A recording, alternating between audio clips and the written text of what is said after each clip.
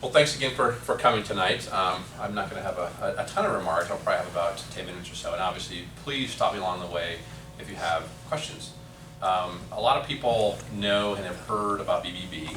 And typically, as we've kind of found, as we're kind of going out there re-educating this community in particular, they have some information that is not as relevant as they thought that it was, or because they just hadn't heard some of the stuff. And so we are really going out there and telling people, here's what we do, here's what we're doing, and then here's some stuff that's going to be coming soon. So I'll kind of talk about some new initiatives that we've got as well. But I'll give you a little bit of a background and history about BBB.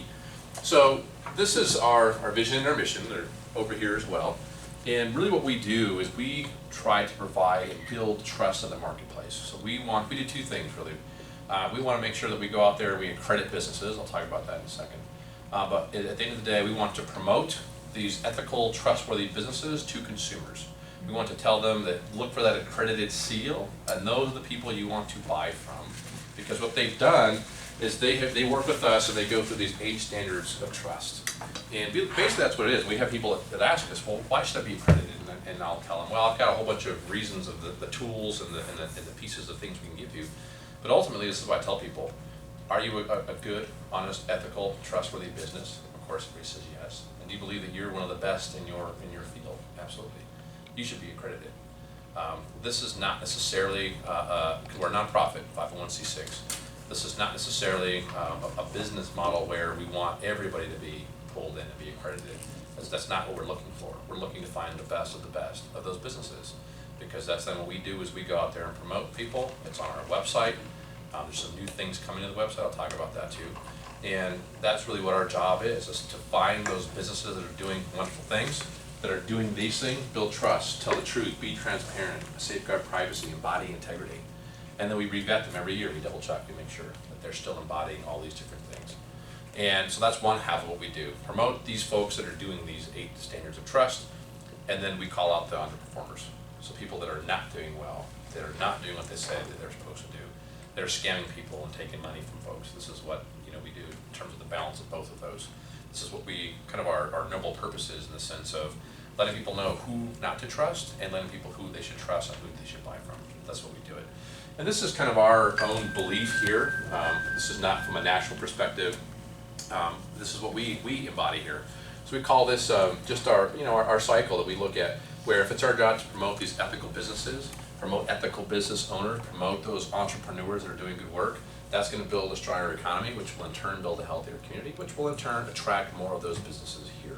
This is the community that we want to make sure that people and businesses know, we want only the best of the best here. We want folks that deal with integrity and trust. Those are the folks we want here. That will attract more of those types of businesses. So that's what we kind of do. So we've got a long history. 1912 is when we were founded. This kind of infographic only goes to 2012 because that is our 100-year mark. And we've been here since about 1980. And we started out just as Colorado Springs. The Pueblo chapter, about I think 1992 or 94, decided to merge with us, and that's why we are at the BBB of Southern Colorado. So we have about 25 counties that we serve in the southern half of the state. There's another BBB that serves Denver, Boulder, and another one that serves Fort Collins, and they actually extend into Wyoming. So there's really 3 better business bureaus for the state of Colorado, and so we've got kind of the lower half of that. This is just some information I'd like sharing with folks on some research that was done. This came from Nielsen, that did a national survey for us back in 2015. And the question they wanted to ask, and that we wanted to know, is how trusted is the BBB? And this, what the statistics tell us, that 80% of people that are familiar with BBB, they're familiar with the brand, with the logo, 80% agree that it is trustworthy. And of these 80% that agree with us, 82% say that the accreditation seal, if they see that little seal, they're more likely to purchase from a business that has that. So that's a huge statistic. And here's what's really interesting about this, because people will tell us, they'll say, well, Jonathan, that's great that you guys have the sticker. I see the sticker on trucks, I see the sticker on windows, but that's all you're really selling is a sticker. And it's like, oh, no, we need to talk. There's a lot of things we can do for you, specifically when it comes to SEO, and specifically when it comes to how Google looks for things, because this is what people kind of tend to forget.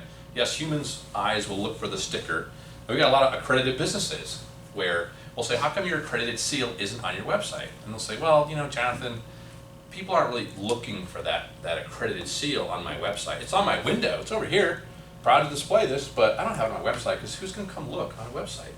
It's like you're forgetting about, that's the human eyes look for the sticker, Google's eyes look for that accreditation seal. So we have a national partnership with Google. And what Google does, because their algorithms look for the same things that we all look for, which is trustworthy businesses and trustworthy search results. If Google spews out a bunch of nonsense and a bunch of junk, you're not going to use Google anymore, because if they give you a bunch of scammy websites, you're not going to want to do business with them every time you click or enter in a search. So they try to be selective in terms of the information they send. And so they recognize that BBB and the accreditation means they've been vetted. And so they actually, and I don't know the percentage of how much you'll be moving up in the placement of a search result, but it does increase your SEO. And so that's something that most people don't even think about, because they just think of the sticker. It's like, you can think of the sticker in one sense, but you also have to think of it in terms of how this works in your placement. And so when I also tell people, it's like, do you have a website? Of course, everybody says yes. You should be accredited. If you're an honest, trustworthy business, best at what you do, and you're doing stuff online, you should probably look at getting accredited. So again, people trust us and they like what we do. This is the other thing people will typically tell us about. It's like, well, Angie's List is doing wonderful things and Yelp's doing wonderful things, although we've got some feedback. People are not happy with Yelp at the moment because of some of the things they're doing. But in general, when you look at just kind of 75% of consumers are more familiar with BBB than they are with other business review rating sites. And here's the other thing that I'll tell folks too, is that they'll say, well, you know, I'll use Yelp or I'll use Facebook or I'll use Google. You know, those are your competitors. Then I'll nicely remind them, it's like, well, we don't, they do pieces of what we do, but there's nobody out there that really does what BBB does, because we are local, we have local boards of directors, we work with local communities, we live here, we're invested here. And I was talking to one business owner who was saying, well, Jonathan, I don't want to be accredited anymore, I'm just going to use Yelp, because you know they're free and I'm doing great on Yelp, why should I be accredited with you? I was like, that's an easy answer, because he thought he had me. And I was like, well, he's like, well, what is it then? It's like, that's simple. I'm sitting in here in your office, because you called me, having a conversation about how I can help you. When was the last time you had Yelp on the phone? That's a good point. Okay, we'll stay accredited. You know, but that's the whole point. It's like, call me, come into the office. Like, we're here to help you. This is what we do. And we manage the website that has your business profile on it. This is how this works. So these are kind of the different pieces of things that we do, and I'm going to go through these pretty quickly, just so you kind of get an idea of really how robust the services are that we have to offer, which most people have no idea that we do this. So the first thing is, you know, when we look at the web page, people here locally, over about 1 million views on the web page, people are looking at this, people are looking at those business profiles. And like everything else on the internet, there's a lot of businesses that will say, well, I didn't sign up with Google, or I didn't sign up with BBB, I didn't know my profile was out there. Well, it's on there. People are clicking it and looking at it. And then we have this conversation, and I have this conversation in business all the time. I don't like social media, I don't believe in it, so I don't use it. And it's like, are you serious? It doesn't matter if you don't believe in it. Everybody else is seeing you online, and they're looking at you and reviewing you. If you're not on there taking advantage of this tool or making sure you're preventing things from happening, you're gonna lose business. So same thing, we have people on our website. On our specific business profiles for this region of Southern Colorado, we've got about 40,000 businesses that we keep track of. Now, we don't have all the information up to date all the time because we're a nonprofit. We have limited resources, so we rely on consumers and folks from the community giving us tips or asking us questions or whatever. So if you see stuff that's on that's not updated, call us so we can update it. We have a business intelligence report with Google Analytics, so if you are an accredited business, you can pull up this report that Google spits out to see how many people clicked on your site, how long they stayed there, what they viewed, etc. Pretty sophisticated. We have an eQuote thing. This is really cool, where it sends business leads to you.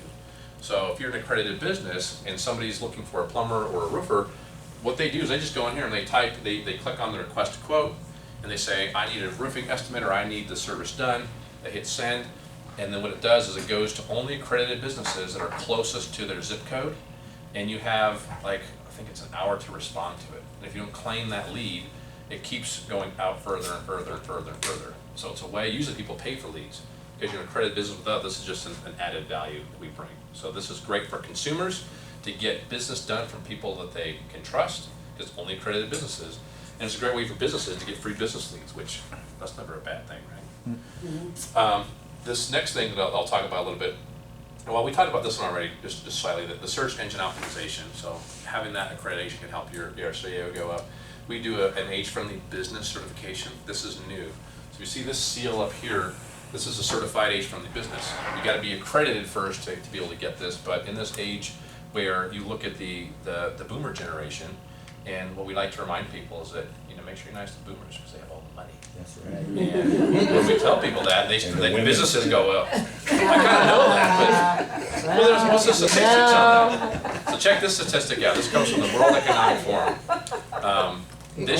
Starting this year, and we're talking just in North America, about 60%, no, 75% of the of just money that's available in the U.S. is and that's kind of like spending money, right? Disposable income. It's in the hands of 60 and older. 75% of disposable income is in the hands of folks who are 60 and older. So when you're talking about from a business perspective, and guess who one of the #1 populations that's scammed?